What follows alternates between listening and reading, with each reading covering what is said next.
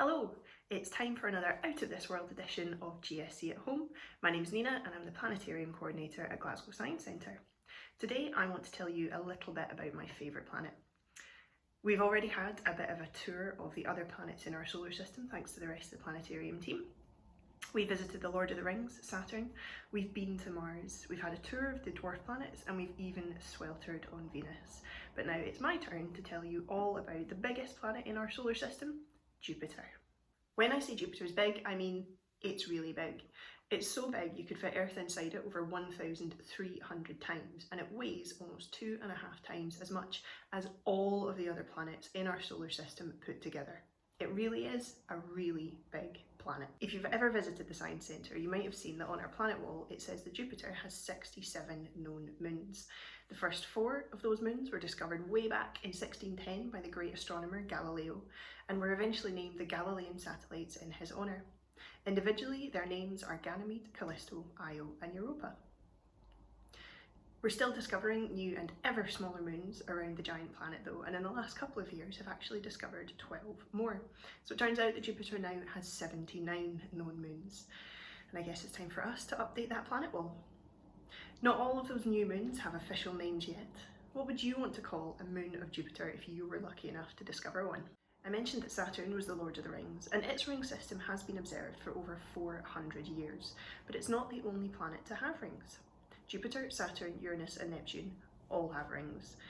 Jupiter's were first seen in 1979 when the Voyager 1 spacecraft took a picture as it hurtled past the planet on the way to the outer reaches of the solar system.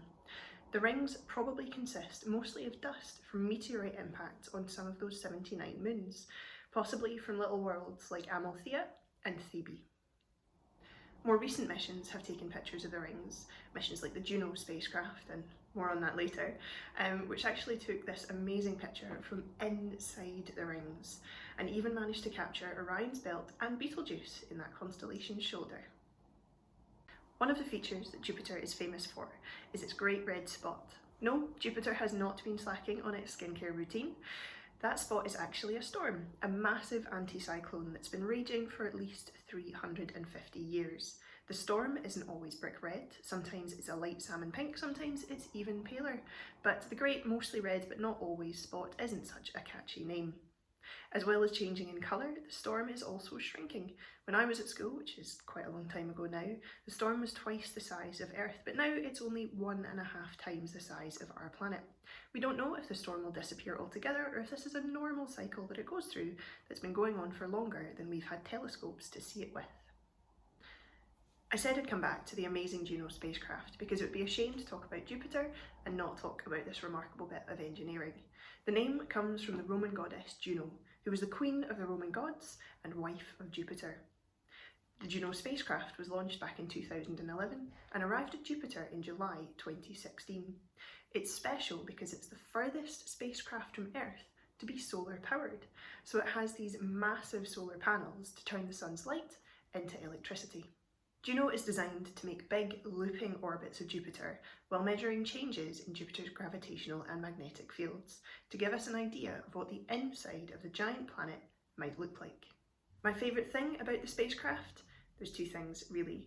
The first is that it carries a tribute to the great astronomer Galileo in the form of a picture of him and a copy of a page from his diary written in January 1610. He made a note that he had seen objects orbiting Jupiter, and those objects turned out to be the 4 moons that I mentioned earlier, the first moons anyone ever saw that weren't our own moon.